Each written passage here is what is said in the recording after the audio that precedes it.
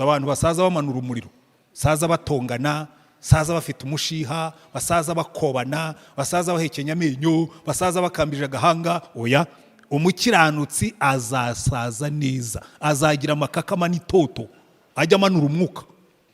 Iyi shati niyishyire iherezo kuri karande.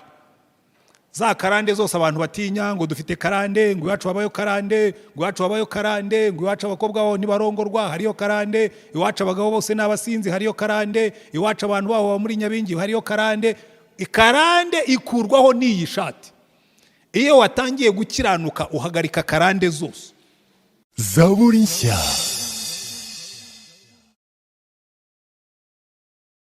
Bene data, fatanya ijambo ry'Imana. Nongeye kubasuhuza kandi mbifuriza umugisha w'Imana kuri uyu munsi. Turakomeje mu nyigisho zacu zo kwambara intwaro z'Imana kugira ngo dushobore guhagarara tudatsinzwe ku munsi mubi. Uku kwezi kwa kabiri twakugeneye kwiga ku gutwara neza intwaro yo gukiranuka, aho ijambo ry'Imana ritubwira ngo mwambare gukiranuka nk'icyuma gikingira igituza.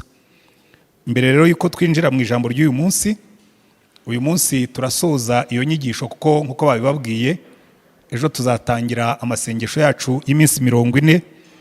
Tuzaba dufite intego ivuga ngo iminsi 40 yo kwizera. Murabizi mu ntwaro dutwara, baravuga ngo mutware kwizera nk'ingabo tuzimisha imyambi yaka umuriro turaswa na wa mubi. Rero mu minsi 40 tuzaba dufite inyigisho ku kwizera, kandi nizera yuko twese buri muntu azazamura kwizera kwe kandi bikamugirira umumaro. Ndagira ngo rero mbere yuko dutangira kwiga inyigisho yacu y'uyu munsi, nise imigisha y'abambaye gukiranuka cyangwa imigisha y'abakiranutsi. Reka tubanze dusenga Imana, dusengera ibyifuzo bitandukanye dufite, hanyuma niturangiza dufatanye iri jambo nkuko bamaze kudusomera muri Zaburi 112 no muri Matayo ibice 5. Niho ubu butumwa bushingiye.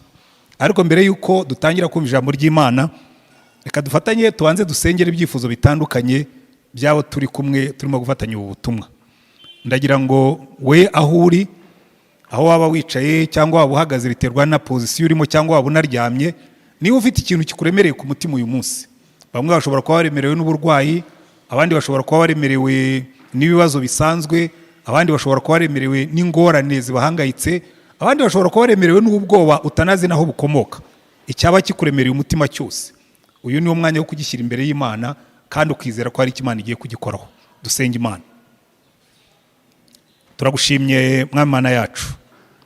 Mwami wacu Yesu Kristo, waratubwiye ngo abakwizera nibaterana, baba ari babiri baba ari batatu, ngo nawe uzaza ube hagati yabo.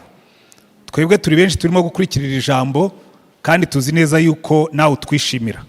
Turasenze ngo amasezerano yose wahaye abagukunda bakumvira asohoze ku bwoko bwawe. Reka umuntu wese urimo kumvira ijambo, ndamusengeye nifatanije nawe, waba yumva arwaye mu mubiri cyangwa afite intege nke, urambura ikiganza cyawe nkuko wajya kubikora ubwo agenda hano ku isi, ukore ku mubiri we kandi ukore umurimo mwiza wo kumukiza. Dusengeye umuntu wese ufite ibibazo bimurenze. Hari abantu bafite ibibazo by'inzara, hari abantu bafite ibibazo by'ubukene, hari abantu bafite ibibazo by'ubukodi, hari abantu bafite ibibazo by'ubushomeri, hari abantu bafite ibibazo by'imibanire mibi mu ngo, hari abantu bafite ibibazo by'uburyo bwose. Turasenze ngo abo ngabo bibutse yuko wavuze ngo abarushye n'abaremerewe baze bagusange urabaruhura. Uruhura imitima yabo uko ikibazo cyaba kingana kose.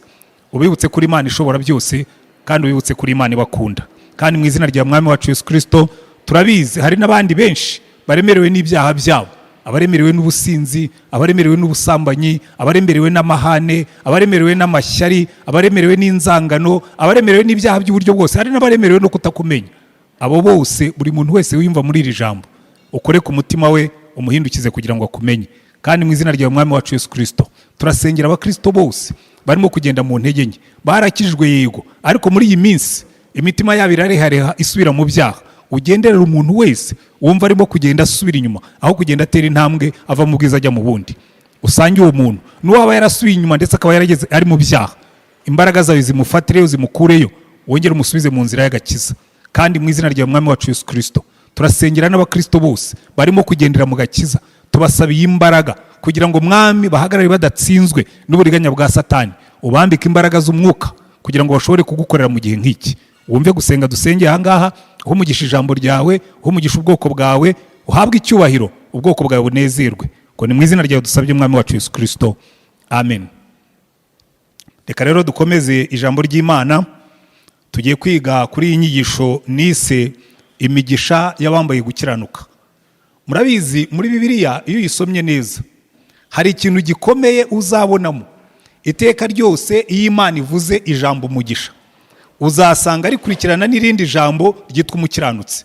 Uzasanga bakubwira ngo umukiranutsi azahazwa ibyiza, umukiranutsi azahazwa uburame, umukiranutsi azagira amahoro, umukiranutsi azarya amasinzire, umukiranutsi imigisha yose y'Imana usanga ijyanye no gukiranuka. Kandi birumvikana nusoma mu gitabo cyo Gutegeka kwa kabiri, aho Imana Mose yabwiraga ubwoko bw'Imana, arababwira ngo nugira umwete wo kumvira aya mategeko n'amateka ngo uyu munsi, mu yandi magambo nugira umwete wo gukiranukira Imana, iyi migisha yose izakuzaho. Uzagirira umugisha mu rugo, uzagirira umugisha mu mirima, uzagirira umugisha mu kazi, uzagirira umugisha mu rubyaro, uzagirira umugisha mu baturanyi, uzaguriza amahanga uzayaguriza ntuzayaguzaho, n'indi migisha yose Imana irondora. Iyo ni imigisha yo gukiranuka, kandi Imana ibigarukaho kenshi, kuko iragenda ikajya no mu Balewi ikabisubiramo. Waza no mu isezerano rishya, umwami Yesu yaravuze ngo umuntu nankunda akitondera amategeko yanjye ngo data azamukunda. We nta nubwo yavuze ngo tuzamuha umugisha, we yaravuze ngo imigisha yose izatahiwe, ngo data azamukunda nanjye nzamukunda, tuze tugumiwe. Urumva ubundi Imana niba ari itanga imigisha ije igatura iwawe, ubwo imigisha yose Imana itanga iba yaje mu rugo rwawe. Ariko reka tugaruke kuri iyi nyigisho dushingiye kuri Matayo ibice 5 no kuri Zaburi 112, turebe iriya nyigisho yo kwambara gukiranuka. Ndagira ngo mbibashyirire mu mvugo y'uyu munsi kugira ngo mushobore kubyumva neza, kubera ko kera iyo umusirikare yambaraga icyuma gikingira igituza, urebye icyo cyuma gikingira igituza cyari kimeze nk'ishati, nubwo yabaga atari ishati y'amaboko maremare, ariko rimwe na rimwe bongeragaho n'ibindi byuma byo ku maboko. Ababonye abasirikare ba kera uko bambaraga kera, navuga ngo iki cyuma gikingira igituza reka ngigereranye n'ishati. Buriya muzitegereze no mu gisirikare hari ibintu bigera kuri 5 bijyana n'ishati, ibintu bigera kuri 5 ngiye kubabwira, kandi bijyana, muza gusanga bijyana na kira cyuma gikingira igituza. Ikintu cya mbere, iyo umusirikare abonye iranka bayishyira ku ishati ye cyangwa ku ikoti. Ishati y'umusirikare burya ni iranga ranka ye, kuko yayikuyemo ikambarwa n'undi cyangwa akiyambarira t-shirt, ntabwo ushobora kumenya uwo ari we kereka usanzwe umuzi. Ishati y'umusirikare ni igaragaza agaciro, ni igaragaza ranka ye mu kazi. Kandi ikindi cya kabiri kijyana n'iyo shati, iyo shati iriho inyenyeri runaka, iriho ranka runaka, nibyo bimuha ijambo. No mu bantu uzumva iyo umuntu yinjiye ahantu, yaba ari mutoya yaba ari munini, uko yaba areshya uko yaba angana, iyo afite ranka bamwubahira ishati yambaye. Niyo batamuzi akaza yambaye ishati, ntuzi uko yitwa, ntuzi aho aturutse, ariko iyo bamubonye bakamubona yambaye ishati iriho ranka, bamenya ngo uyu muntu afite icyubahiro. Ishati iguhesha ishema, iguhesha icyubahiro, iguhesha ijambo. Icya gatatu, muri iriya ranka harimo umushahara, kuko uko ugenda uzamuka mu iranka niko n'umushahara wawe uzamuka. Ubonye umuntu uko ishati igenda yambara biruseho, niko n'umushahara ugenda urutaho. Ikindi cya kane kiba mu ishati, habamo n'amasaziro. Habamo n'amasaziro, kuko ntabwo uzaba warakoreye igihugu cyarakwambitse amaranka ngo hanyuma umusaza usabiriza. Bagomba kumekinga sure, bagomba gukora uko bashoboye ugasaza nk'umuntu wakoreye igihugu. Haleluya. Ndangirize no kuri iki, muri iriya shati habamo n'umurage. Mperutse kujya mu kiriyo cy'umukoroneri wari witabye Imana, noneho umugore wavuga ijambo ryanejeje, aravuga ngo aba bana banjye ntibazigera bandavura, kuko dufite umuryango witwa RDF, ngo kandi ubwo se yakoreye igihugu ngo aba bana ntibazabura imibereho. Binyereka ngo muri iyi shati harimo n'umurage w'abazagukomokaho.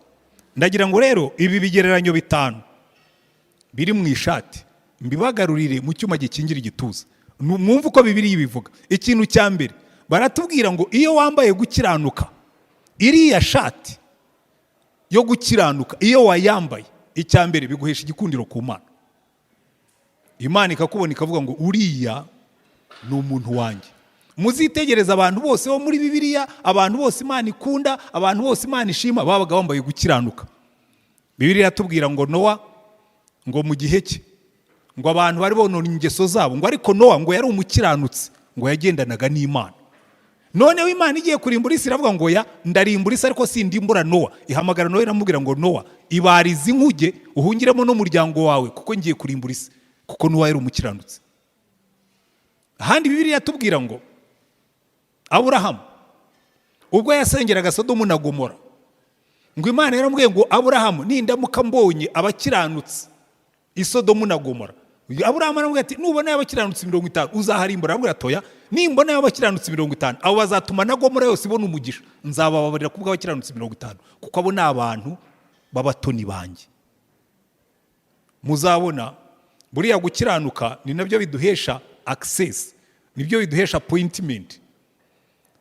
Matayo yaranditse hariya twasomye muri Matayo 5 aravuga ngo hahirwa abafite imitima iboneye kuko nibo bazabona Imana.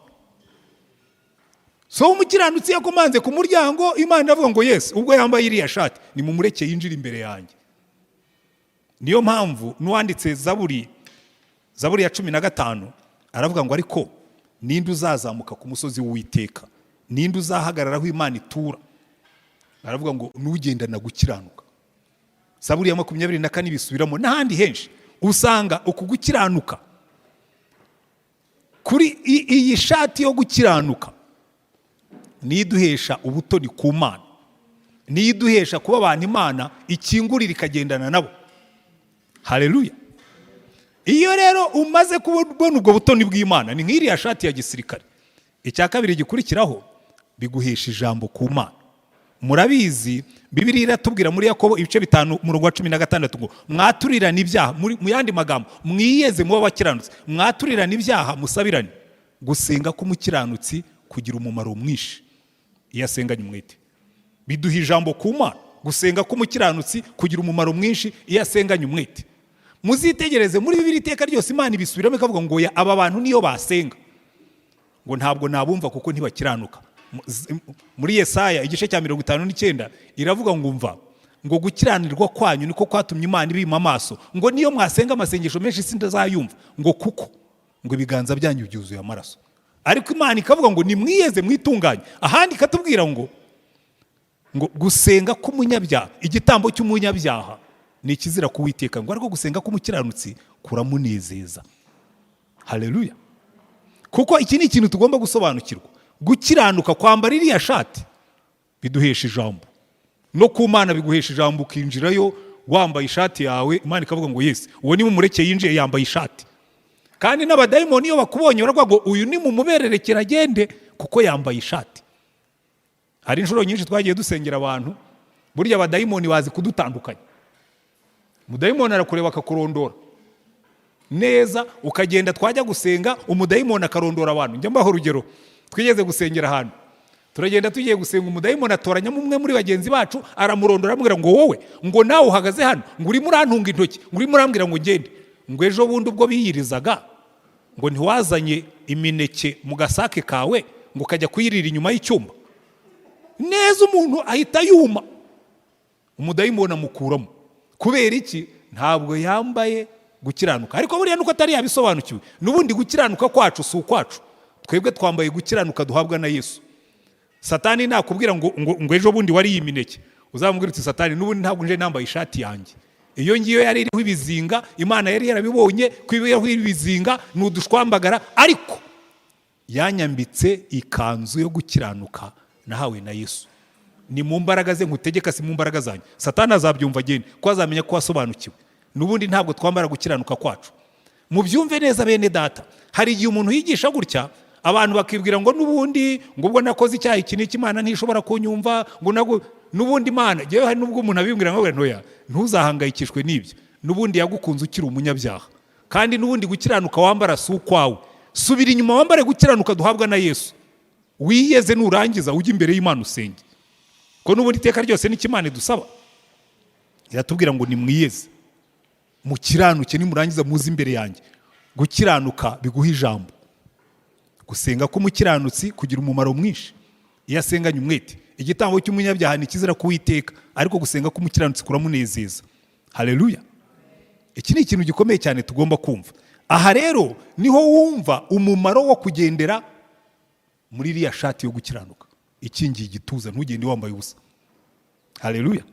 Hanyuma icya gatatu, nkuko twabibonye, iriya shati yo gukiranuka iyo uyambaye neza ntabwo uzahura ibigutunga, kubera ko Yesu yabwiye abigishwa bararwaye ariko mwebwe mwaranyobeye ngo muhamuhangayitse ngo muvuga ngo tuzarya iki, tuzanywa iki, tuzambara iki, ngo ibyo rwose mujye mureka abapagani babihangayikira, ngo mwebwe nimubanze mushake kugira gute gukiranuka, mushake ubwami bw'Imana, mwambare gukiranuka, ngo ibyo ngibyo bizaza ari inyongera. Haleluya. Noneho Yesaya yandika muri Yesaya 33, nkunda uburyo yabyanditse ku mugisha w'abakiranutsi. Aravuga ngo ariko ngo abanyabyaha bagize ubwoba. Yesaya 33 ngo bahinze umushitsi ngo byabashobeye.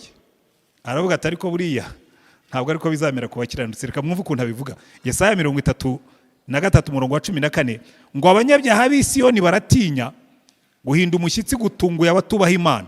Muri twe umva niko barimo kwibaza ngo muri twe ninde uzabasha guturana n'inkongi y'iteka ryose. Iki ni ikibazo Dawidi yibajije ubwo Imana yari kubise Uza, kubera ko bazamuye isanduka y'Imana badakiranutse, bayizamura uko babyumva rimwe na rimwe, kandi natwe niko dukora, tubikora uko tubyumva, ngo nge niko mbyumva. Ntabwo ariko gukiranuka si uko ubyumva, gukiranuka ni uburyo Imana ibyumva. Gukiranuka ntabwo biva mu buryo mbyumva jyewe, gukiranuka biva mu buryo Imana ibyumva n'uburyo Imana yabivuze. Ni nacyo cyishe ubukristo bw'uno munsi.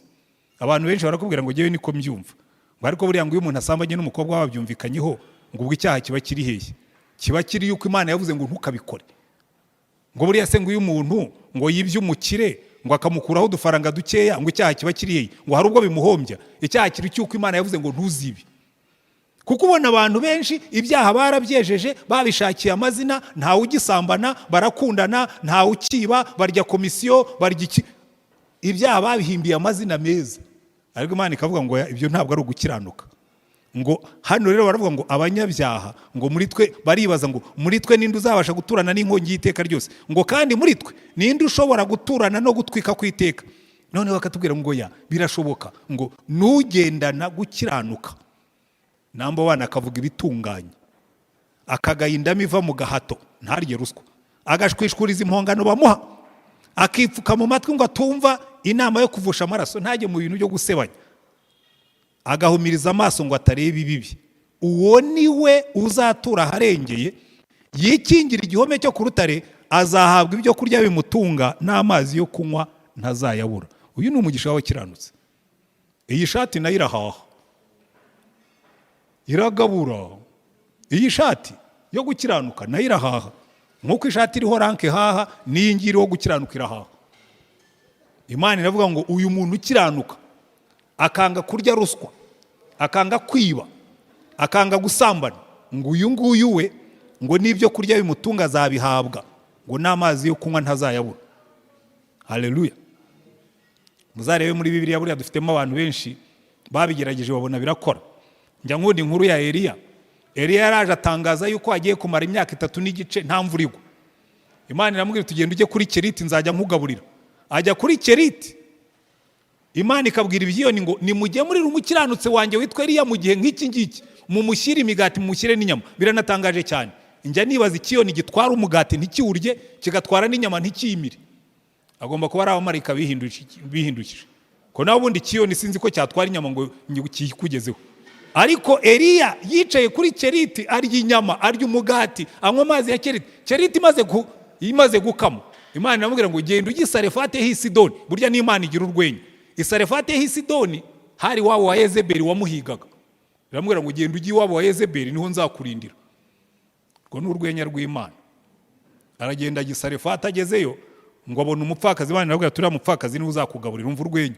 Umupfakazi yihagarariye hariya yihebye, aramubwira ati genda umvugira agatsima ukanzanira, ati ndakurahiye, nsigaranye agafu gakeya mu kebo n'uduvuta dukeya mu icupa, ngiye kuvugamo agatsima ka nyuma nkarye n'umwana wanjye niturangiza dupfe.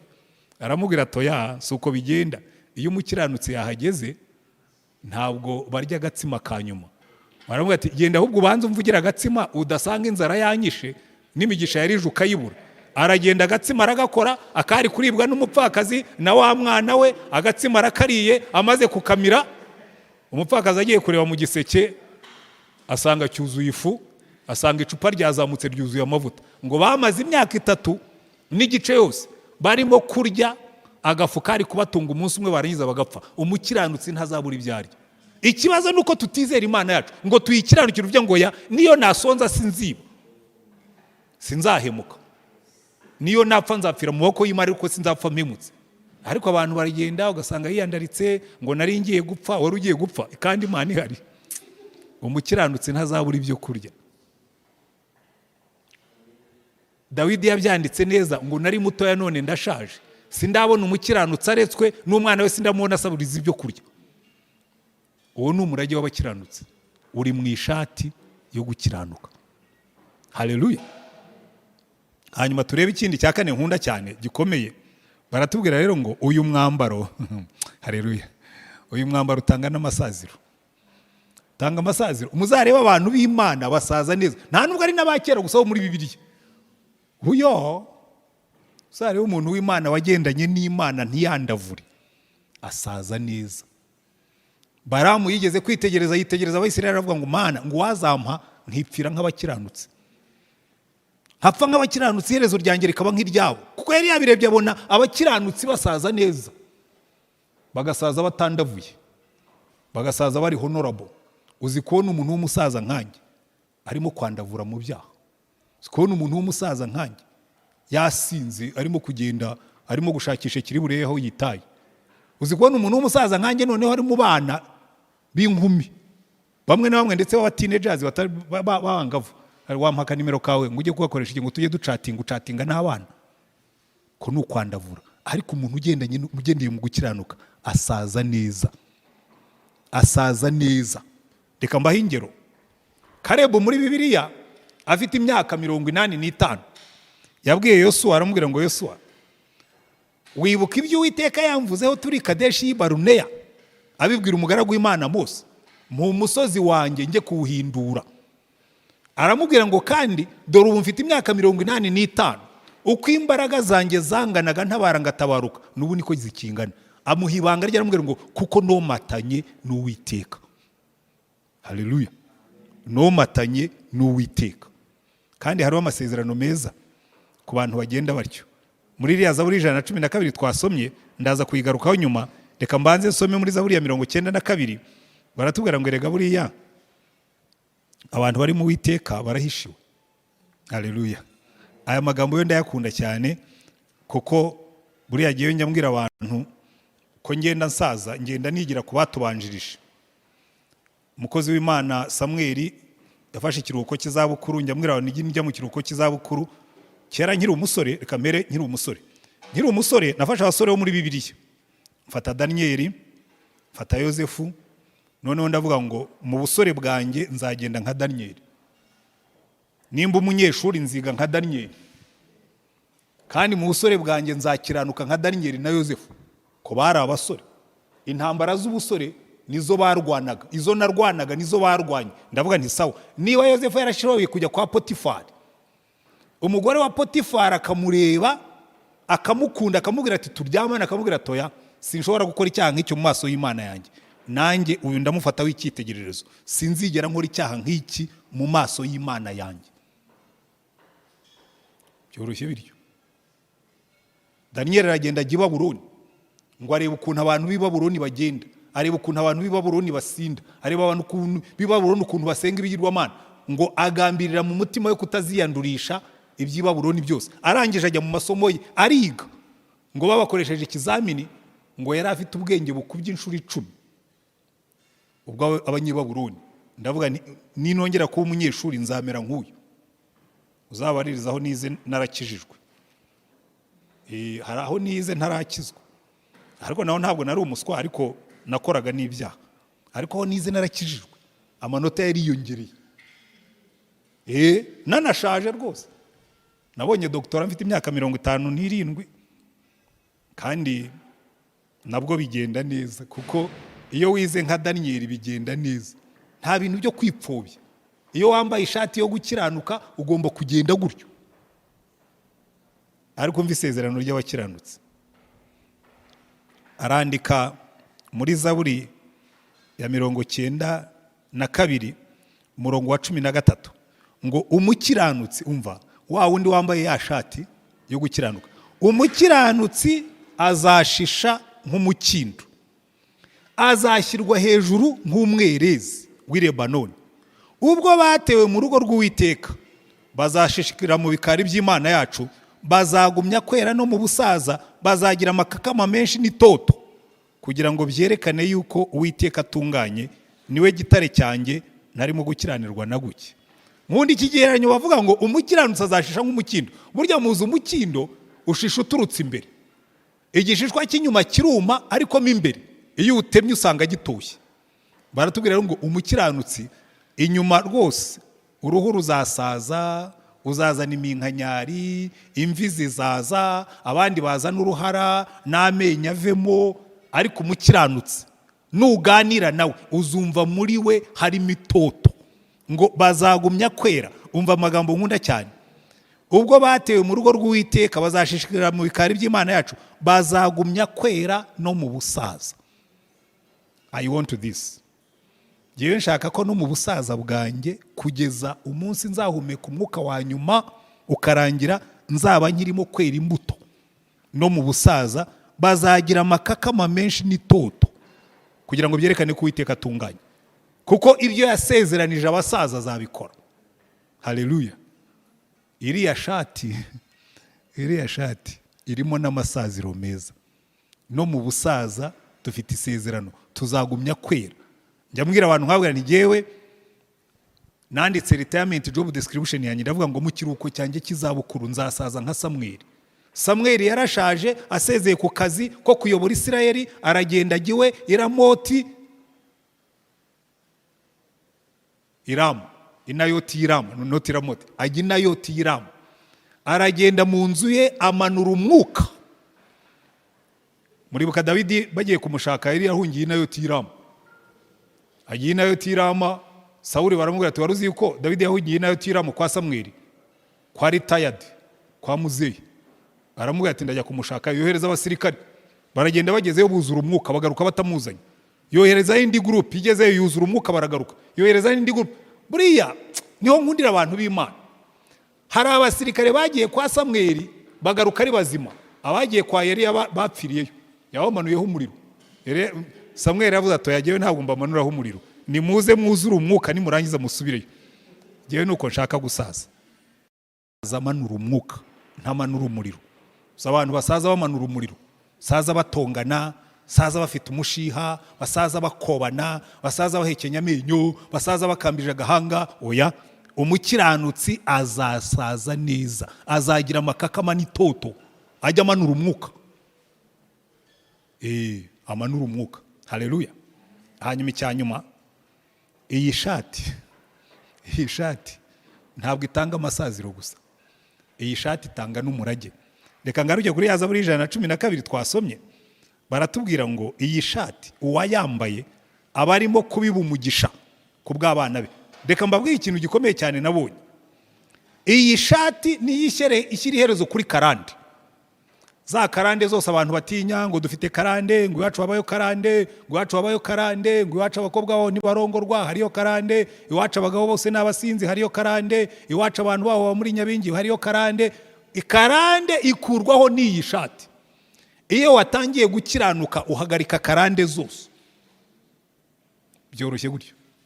Iyo watangiye gukiranukira Imana bihagarika karande zose, kuko Imana igushyiraho igikundiro cyayo, ya mivumo yose ikakuvaho. Hano umva uko Bibiliya ivuga. Iravuga ngo hahirwa uwubaha Uwiteka akishimira cyane amategeko ye, urubyaro rw'uwo ruzagira amaboko mu isi, umuryango w'abatunganye uzahabwa umugisha. Haleluya. Aho kugira ngo umbwire ngo umuryango wanyu ufite karande, ndakubwira ngo urubyaro rw'uwo ruzagira amaboko mu isi, umuryango w'abatunganye uzahabwa umugisha. Ubutunzi n'ubukire biri mu rugo rwe, gukiranuka kwe guhoraho iteka ryose. Haleluya. Ninde utakwifuza kubaho gutya? Ariko abana bawe, reka mbabwire ikintu gikomeye.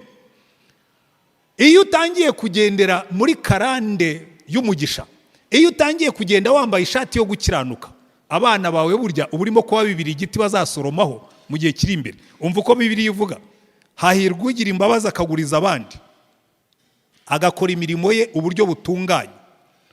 Icya mbere kizavamo, ntabwo azanyeganyezwa iteka, umukiranutsi azibukwa iteka ryose. You will be remembered. Njya mbibwira abantu iyo tugiye gushyingura, hari igihe ujya gushyingura uretse ko ubukorona yabyishe, ugasanga ufite abantu benshi bananiwe gukwirwa no mu rusengero, no kwirimba ntibahakwirwe, ariko burya ntibizagukange.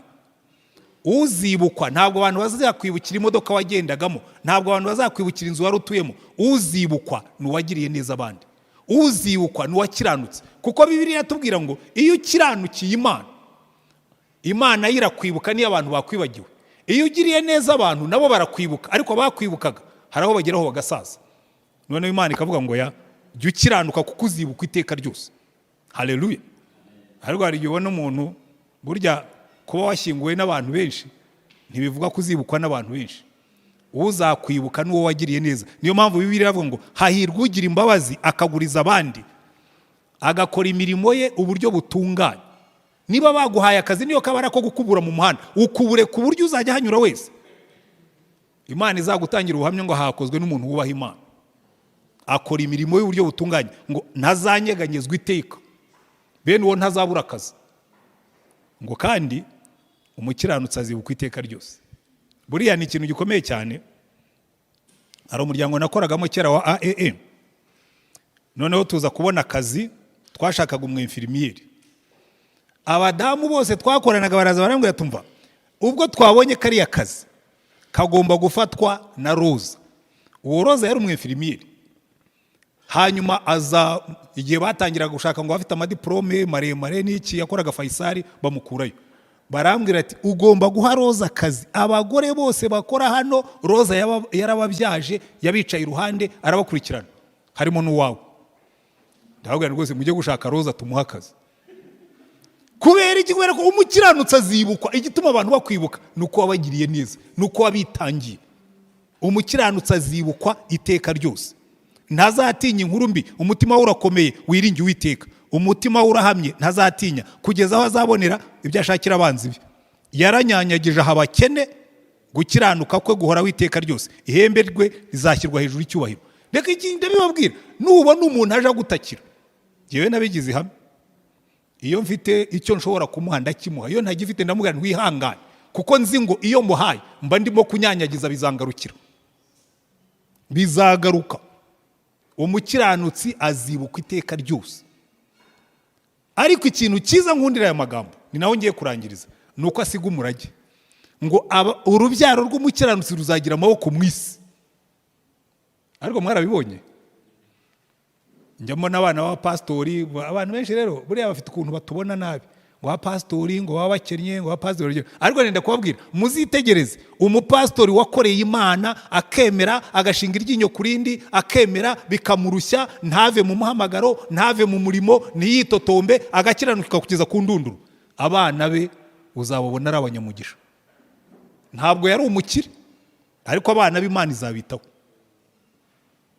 Iri ni ihame ry'Imana. Kiranukira Imana, ibisigaye ureke Imana yite ku wawe. Uzitegereze muri Bibiliya, hari igihe Dawidi yabajije abantu, kubera ko yari yagendanye na Yonatani. Yonatani amwubararaho, aramurengera, aramukunda.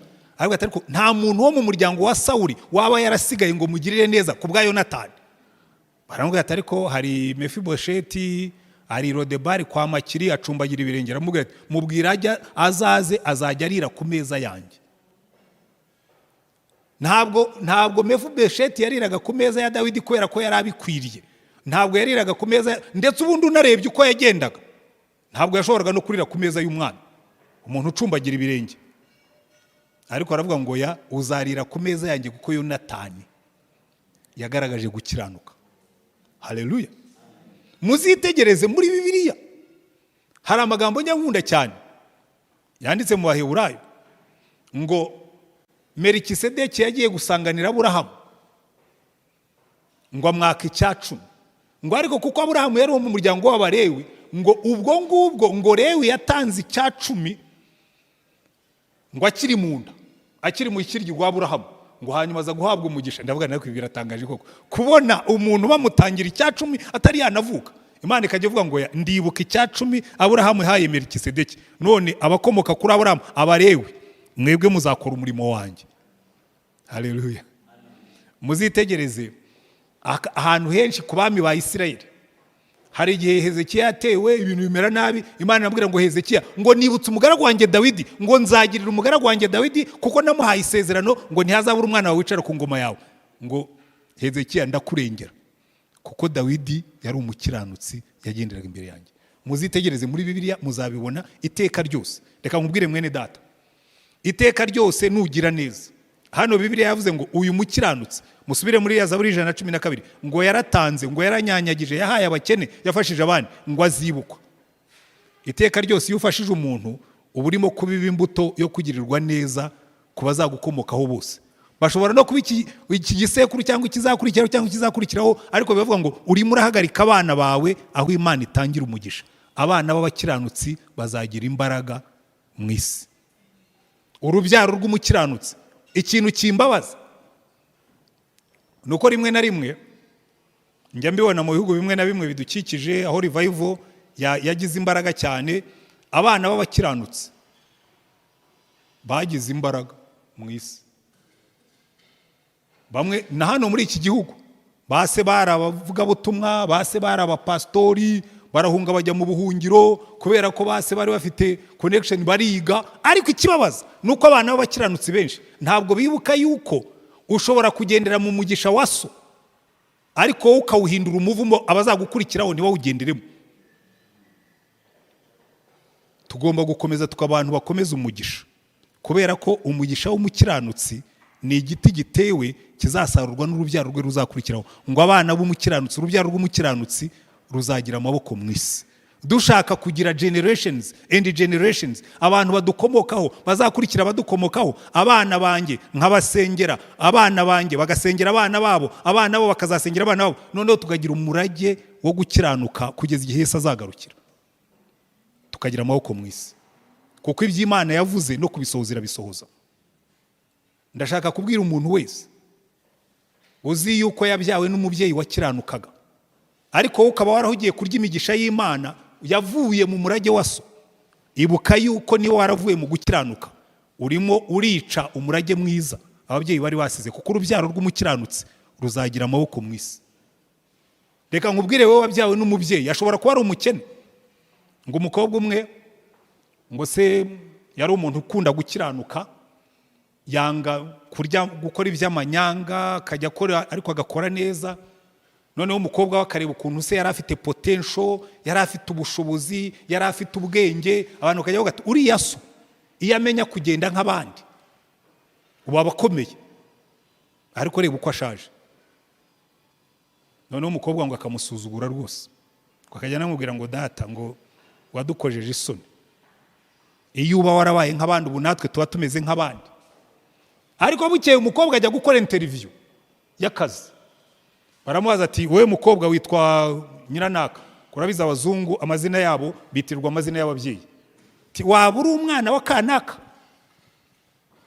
Undi ati uwo ni data. Aramubwira ngo uru ruganda rwanjye n'izindi za entreprise zose mfite nazikuye mu masomo yanyigishije, ngo niba warize ibyo yanyigishije ngo aka kazi ndakaguhaye, izindi interview nizihagarare. Nyiri uruganda ahita amuhereza akazi.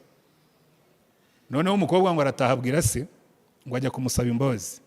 Aramubwira ati data, naragusuzuguye inshuro nyinshi, nakubwiye ko ntacyo umaze, nakubwiye ko iyo waragenze nk'abandi abo wafashije barakize, wowe usigara ukennye.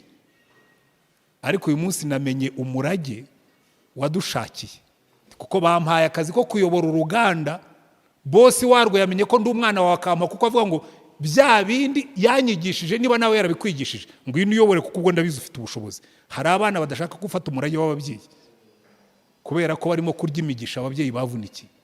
Niba wumva uri muri abo ngabo, uyu niwo munsi wawe wo guhindukira ukagendera mu murage w'abakiranutsi.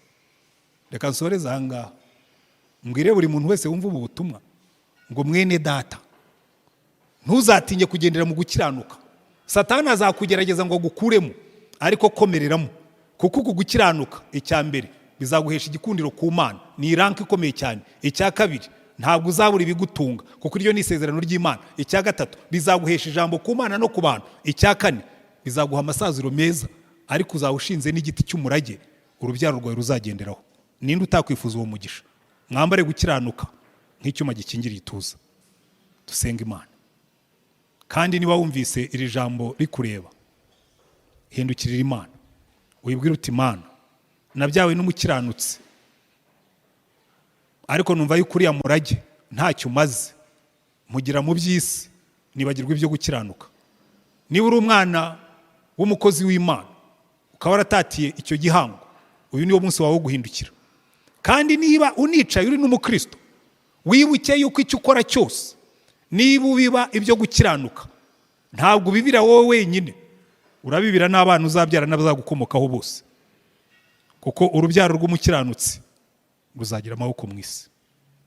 Turagushimye Mwami Mana yacu, ndasengera abantu bose twafatanije muri iri jambo, uduhamagarira kwambara umwenda wo gukiranuka, ishati yo gukiranuka, icyuma cyo gukiranuka gikingira igituza, gikingira umutima wacu, kuko niho duherwa umugisha. Kandi uwo mwenda warawuduhaye muri Yesu Kristo.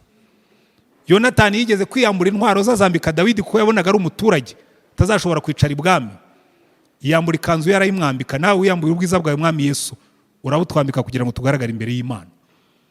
Reka ikiganza cyawe gifate buri muntu wese wumvise akozwe ku mutima n'iri jambo, umuhindukize, umukoreho. Twese tugambirire ko tugiye kugendera mu gukiranuka, kugira ngo izina ryawe rishyirwe hejuru, kandi natwe tubibe imbuto yo gukiranuka, abadukomokaho bose bazasarure kuri icyo giti cy'umugisha. Ko ni mu izina ryawe dusaba Mwami wacu Yesu Kristo, amen. Yesu ashimwe. Igice cya mbere tugiye gusoma turagisanga muri Zaburi 112. Turasoma duhereye ku murongo wa mbere tugeze ku murongo wa 10. Igice cya mbere turagisanga muri Zaburi 112, umurongo wa mbere turasoma tugeze ku wa 10. Turasoma iyi Zaburi yose. Reka dufatanye gusoma. Haleluya! Hahirwa uwubaha Uwiteka akishimira cyane amategeko ye. Urubyaro rw'uwo ruzagira amaboko mu isi, umuryango w'abatunganye uzahabwa umugisha. Ubutunzi n'ubukire biri mu rugo rwe, gukiranuka kwe guhoraho iteka ryose. Abatunganye umucyo ubavira mu mwijima, uvira ugira imbabazi n'ibambe agakiranuka. Hahirwa ugira imbabazi akaguriza abandi, agakora imirimo ye uburyo butunganye. Kuko atazanyeganyezwa iteka, umukiranutsi azibukwa iteka ryose. Ntazatinya inkuru mbi, umutima we urakomeye wiringiye Uwiteka. Umutima we urahamye ntazatinya, kugeza aho azabonera ibyo ashakira abanzi be. Yaranyanyagije yahaye abakene, gukiranuka kwe guhoraho iteka ryose. Ihembe rye rizashyiranwa hejuru icyubahiro.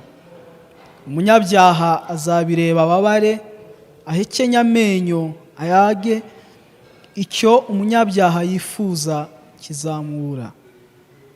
Mwakire neza ijambo ry'Imana. Yesu ashimwe cyane. Igice cya kabiri tugiye gusomerwa turagisanga mu butumwa bwiza uko bwanditswe na Matayo. Igice ni icya 5, turahera ku murongo wacyo wa mbere.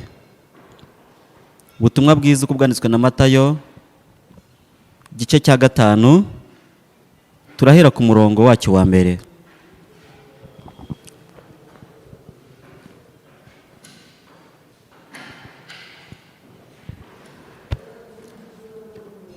turasangamwo inkuru ya Yesu yerekana abahiriwe abo ari bo. Abonye abantu benshi azamuka umusozi, amaze kwicara abigishwa baramwegera.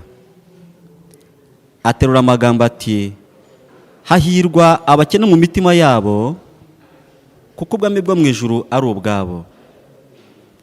Hahirwa abashavura, kuko ari bo bazahozwa. Hahirwa abagwaneza, kuko ari bo bazahabwa isi.